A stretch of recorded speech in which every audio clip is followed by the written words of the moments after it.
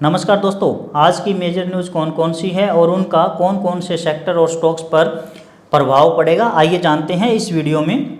सबसे पहली न्यूज़ है, यूएस ने इंडिया के ऊपर 25% टैरिफ और बढ़ा दिया है, तो टोटल टैरिफ 50% हो गया है जो कल से लागू होगा। ये इंडियन इकोनॉमी के लिए और बहुत सारे सेक्टर के लिए नेगेटिव खबर है और नेगेटिव इम्पैक्ट भी रहेगा। पीएम मोदी ने कहा है कि जो रेयर अर्थ के शॉर्टेज है, कुछ रेयर अर्थ एलिमेंट्स होते हैं जो ईवी में, मोबाइल में, डिफेंस सेक्टर में यूज होते हैं, उसके ऊपर चाइना कंट्रोल करता है, क्योंकि जो ये रेयर एलिमेंट होते हैं ये चाइना के पास सबसे ज़्यादा हैं। तो उसके लिए अनाउंस किया है क्रिटिकल मिनरल मिशन, जो हम ये समझते हैं कि धीरे धीरे ये सप्लाई डिस्ट्रप्शन कम हो जाएगी और हम हो सकता है कि और ज़्यादा प्रोड्यूस करने लगे। नेक्स्ट जो हमारी न्यूज़ है, आरबीआई ने कहा है कि वो हो सकता है कि यूएस डॉलर को सेल कर दें हमारे इंडियन रुपीज़ को बचाने के लिए। होता क्या है दोस्तों, जब किसी देश के ऊपर बहुत ज़्यादा टैरिफ लग जाता है तो उसकी करेंसी वीक होने लग जाती है। कंट्री के पास डॉलर रिजर्व कैटेगरी में होते हैं, वो डॉलर को रिजर्व करके रखते हैं कि इमरजेंसी में वो यूज हो सके, या उनको कोई परचेज करना है उसके लिए भी उनको डॉलर जमा करके रखने पड़ते हैं। तो जो आरबीआई ने कहा है कि अगर डॉलर बेचेंगे तो डॉलर करेंसी वीक होगी और उसके मुकाबले में हमारा रुपया स्ट्रॉन्ग हो जाएगा, तो जो इम्पैक्ट पड़ने वाला है टैरिफ की वजह से हमारी करेंसी के ऊपर वो नहीं पड़ेगा। अगर ज़रूरत होगी तो हम यूएस डॉलर को बेच सकते हैं।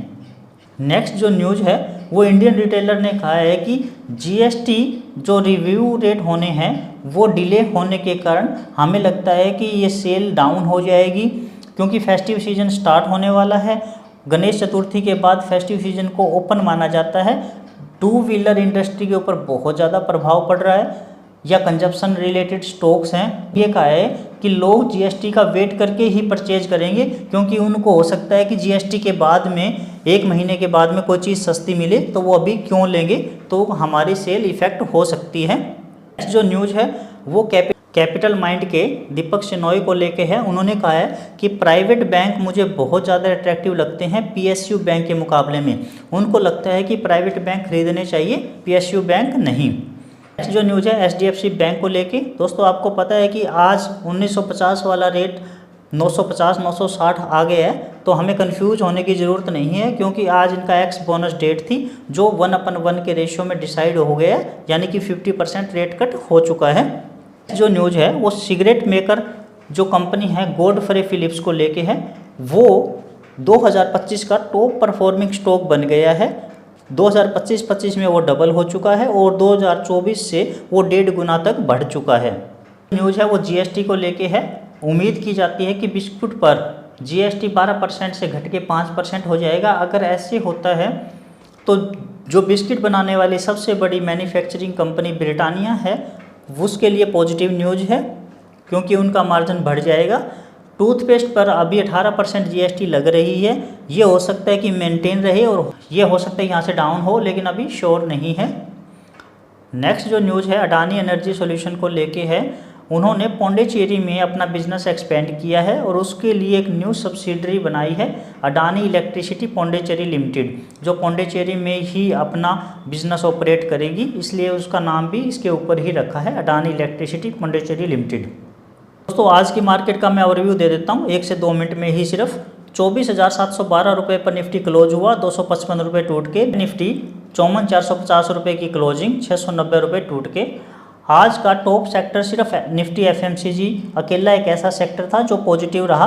टॉप लूजर सेक्टर में Nifty realty, PSU bank and pharma रही। निफ्टी के टॉप 100 गेनर में ब्रिटानिया, आइशर मोटर और एचयूएल रहे। टॉप लूजर में श्रीराम फाइनेंस, सीमन और Zydus life science. Small cap index 363 रुपये टूट के 17,548 पर और मिड कैप इंडेक्स 935 रुपये टूट के 56,766 पर। एफआईआई ने इस महीने कंप्लीट 28,217 करोड़ रुपए की नेट सेलिंग की और डीआई ने इस महीने कंप्लीट 69,360 करोड़ रुपए की बाइंग की। दोस्तों मैं फाइनेंशियल एडवाइजर नहीं हूँ, ये वीडियो एजुकेशनल पर्पज़ के लिए बनाई गई है। नेक्स्ट जो हमारी न्यूज़ है प्रोटीन ईजीओवी को लेके है। उनको 1160 करोड़ रुपए का ऑर्डर मिला है आधार सेवा केंद्र की तरफ से, तो ये इसके लिए पॉजिटिव न्यूज़ है। नेक्स्ट जो न्यूज़ है हारिस इंफ्रा सॉल्यूशन को लेके है।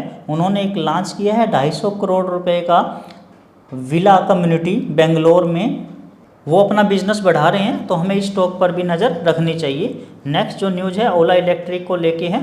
आपको पता है कि इस शेयर की बहुत ज़्यादा पिटाई हो चुकी है, बहुत ज़्यादा सेल एंड सर्विस में हमें कंप्लेंट देखने को मिली थी।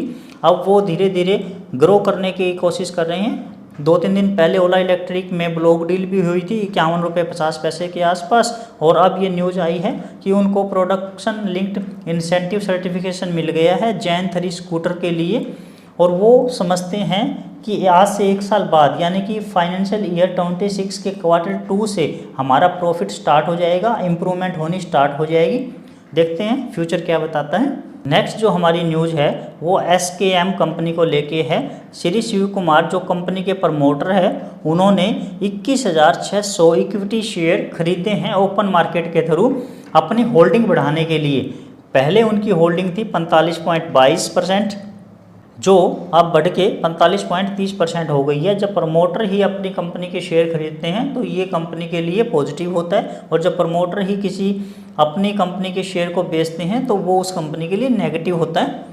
नेक्स्ट जो हमारी न्यूज़ है ऑन्थम इन्वेस्टमेंट इंफ्रास्ट्रक्चर को लेके है। उन्होंने 35.09% स्टेक एक्वायर किया है रिवारा लैब एक कंपनी है उसके अंदर, और 36.57 करोड़ रुपए की ये टोटल इन्वेस्टमेंट हुई है। BSNL ने प्लान किया है अपना न्यू टावर एक्सपेंशन के लिए 3 लाख से 4 लाख न्यू टावर वो एक्सपेंड करने की ट्राई में है, और वो ऐसी प्लानिंग कर रहे हैं। हमें इस टाइप की खबर के पीछे एक तेजस नेटवर्क कंपनी है उसके ऊपर भी नज़र रखनी चाहिए, क्योंकि ये टेलीकॉम इक्विपमेंट बनाने वाली कंपनी है, तो हो सकता है कि ये उसके लिए पॉजिटिव हो, तो हमें इसकी तरफ ध्यान जरूर देना चाहिए। गोल्डमैन सैच्स ने कहा है कि FMCG सेक्टर बहुत अच्छा है और फ्यूचर में बहुत अच्छा ग्रो कर सकता है, लेकिन उसको अपनी रफ्तार बढ़ाने के लिए कम से कम 1 से 2 क्वार्टर लग सकते हैं, उसके बाद में बहुत अच्छी तेज़ी आ सकती है। दोस्तों ये सभी सोर्सेज है जहाँ से मैं डाटा कलेक्ट करता हूँ। अब बात करते हैं नेक्स्ट न्यूज़ की। BLS इंटरनेशनल को लेके है। इनको unique identification authority of India UIDAI एक आधार ऑपरेट कंपनी है। इनको 2055 करोड़ का कॉन्ट्रैक्ट मिला है इनसे पूरे देश में जहाँ जहाँ ज़रूरत है नए सेंटर खोलने के लिए और उनको एस्टेब्लिश करने के लिए इनको ये ऑर्डर मिला है, तो ये BLS इंटरनेशनल के लिए पॉजिटिव न्यूज़ है। नेक्स्ट जो न्यूज़ है वो ट्यूब इन्वेस्टमेंट को लेके है, ब्लॉक डील को लेके 57.80 करोड़ रुपए की ब्लॉक डील हुई है। 1,90,931 शेयर 3,027 रुपये 30 पैसे पर शेयर के हिसाब से डील हुए हैं।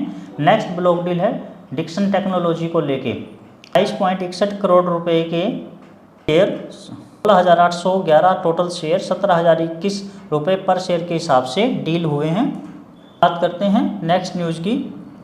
औरोबिंदो फार्मा जो उनकी सब्सिडरी है क्योरा टी-क्याउ बायोलॉजिक्स को यूके से अप्रूवल मिल गई है। एक नई ड्रग की सेलिंग के लिए अप्रूवल मिल चुकी है कि वो मार्केट में बेच सकते हैं। ये जो ड्रग है ये ब्रेस्ट एंड गैस्ट्रिक कैंसर के लिए है। ये औरोबिंदो फार्मा के लिए एक पॉजिटिव न्यूज़ है। नेक्स्ट जो हमारी न्यूज़ है डीप पॉलीमर्स के लिए है। इन्होंने गुजरात के रनकपुर में एक नया मैन्युफैक्चरिंग प्लांट लगाया है, और इस मैन्युफैक्चरिंग प्लांट से उनको उम्मीद है कि उनका टर्नओवर 12.60 करोड़ से बढ़ के ईयरली 150 करोड़ तक हो जाएगा। तो नियर अबाउट 12 गुना ये अपनी कैपेसिटी बढ़ा रहे हैं, तो ये इस कंपनी के लिए बहुत अच्छी खबर है। जो न्यूज़ है वो रॉयल ऑर्चिड होटल के लिए है। उन्होंने साइन किया है एक नया एग्रीमेंट जबलपुर में, वो भी अपना बिजनेस बढ़ा रहे हैं। एक्सपेंशन स्ट्रेटजी के तहत इन्होंने जबलपुर में एक होटल के लिए साइन किया है, तो ये इसके लिए एक बहुत अच्छी खबर है कि ये अपना बिजनेस बढ़ा रहे हैं। दोस्तों ये थी आज की मेजर न्यूज़। वीडियो आपको अच्छी लगे तो लाइक करना। आप इनमें से कौन सा शेयर लेना चाहोगे तो आप मुझे कमेंट करके ज़रूर बताना। हर सैटरडे एक वीकली स्टॉक एनालिसिस हम करते हैं, उसके लिए चैनल को सब्सक्राइब करना, बेल आइकन को ऑन करना। Thank you for watching this video. नमस्कार दोस्तों।